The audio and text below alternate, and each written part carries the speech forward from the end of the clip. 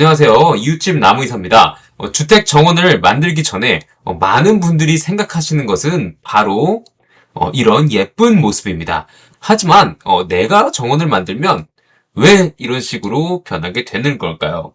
오늘은 실제 정원 사례를 보면서 정원을 만들기 전에 이것을 모르면 왜 후회하는지에 대해서 말씀드리도록 하겠습니다. 자, 우리가 이렇게 리조트나 호텔 같은 데 갔을 때 정원이 참 아름다운 이유는 장기적으로 이제 관리해주는 전문가가 항상 상주하기 때문입니다.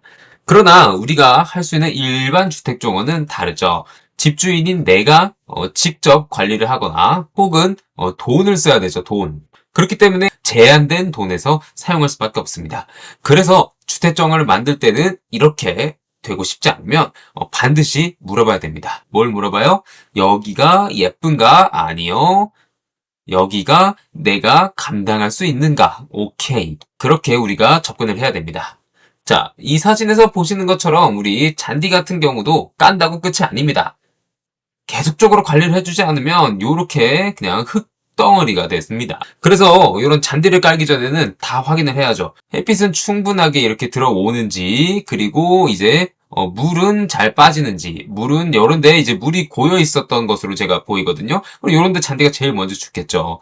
그래서 이러한 여건 속에서 잔디를 깔끔하게 관리할 수 있는지를 따져 본 다음에 잔디를 깔아야지, 이런 모습을 기대하고 다짜고짜 깔면 매우 큰 코 다칠 수 있다. 자, 식물은 그리고 환경을 맞추지 않으면 버티기가 어렵습니다. 이렇게 예쁜 식물들을 심었다고 해도 관리가 제대로 되지 않고 여건이 안 좋으면 다 이렇게 말라 비틀어져 버리죠.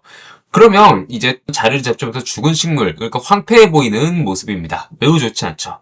왜 이런 결과들이 일어날까요? 바로 식물은 가구가 아닙니다. 우리가 인테리어 같은 경우는 그냥 한번 세팅을 하면 유지보수 상대적으로 용이하지만 이런 식물 같은 경우는 관리 방식에 따라서 상태가 계속 변한다는 거예요. 그래서 정원에서 식물을 고를 때는 예쁘다만 보면 안 됩니다. 예쁘다고 이런 슈케라를 여기에 심는 것이 아니라 이게 겨울을 버틸 수 있을지, 그리고 여기 물이 이렇게 고이는 부분에다가는 내가 심으면 안 되겠다. 그럼 뭐 억새 같은 거는 조금 심으면 괜찮을까? 뭐 이런 것들도 이제 우리가 검토를 해야 된다라는 겁니다. 내가 억새를 관리하는 게 편할지, 이런 슈케라를 관리하는 게 편할지 좀 더 봐야죠. 자, 이 디딤석 주변에도 보면 여기 이런 잡초들이 모일 겁니다. 이런 것도 다 뽑아주지 않으면 어때요?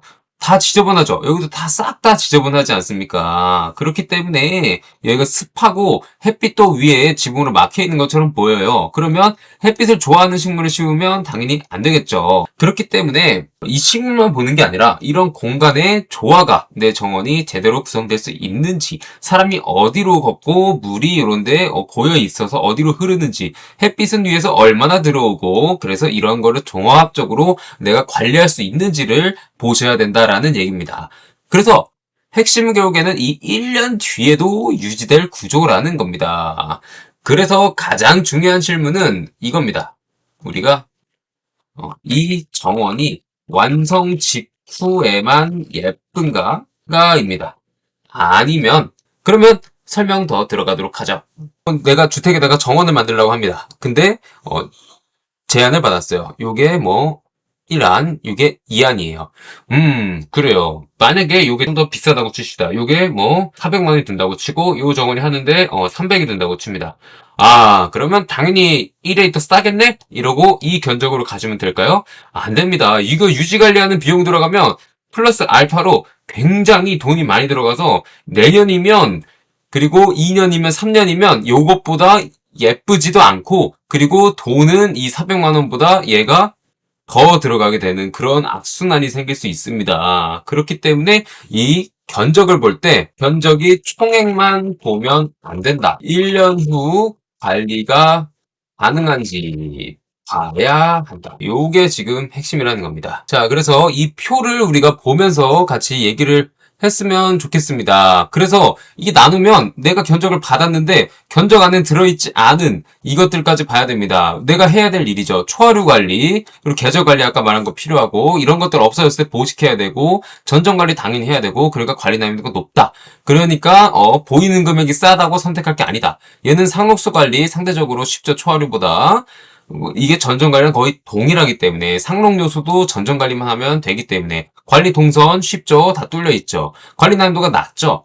그렇기 때문에 초기 비용이 높더라도 요거를 선택하는 게 더 유리하다라는 겁니다. 내가 이렇게 딱 할 수 있는 과업을 구분할 줄 알아야 돼요. 그래서 견적을 보고 아이고 이게 싸다 이렇게 선택하면 1년 뒤에 후회한다는 거예요. 그래서 이제 마지막으로 제가 말씀드리고 싶은 거는 3대 질문을 마지막으로 남기면 됩니다. 자, 이 식물이 우리 집에서 살 수 있는 식물인지 지금 키우는 식물들이 뭐 예를 들어서 자, 서울 한복판에 야자수, 정원수로 쓸 수 있나? 아니요. 겨울에 죽죠. 이런 거 고려해야 된다는 겁니다. 이 정원 내가 관리할 수 있는가? 이런 표를 스스로 생각해 볼 수 있어야 된다. 1년 후에 어떻게 될 수 있는가? 뭐 이런 거죠. 그래서 1년 후. 그래서 이게 1년 후에 결국엔 이러한 것들을 통해서 1년 후에 구조가 유지될 수 있는가? 정원의 원형이 유지될 수 있는가? 예, 이 모습을 계속 지킬 수 있는가? 그런 거예요. 이 모습을 계속 지킬 수 있는가? 아니면 무너질 수 있는가? 그래서 이런 것들을 우리가 검토를 하면서 이제 정원을 만들 때 신경을 써야 된다라는 말씀을 드리는 겁니다. 자, 이것까지 보고도 혹시 이 1년 뒤에 유지될 구조라는 게 너무 어려우신 분들 있을 수 있죠. 내가 정원을 만들고 싶은데 그래서 지금 바로 고정 댓글에 신청 폼 누르시고 응답하시고 상담 받아보세요. 감사합니다.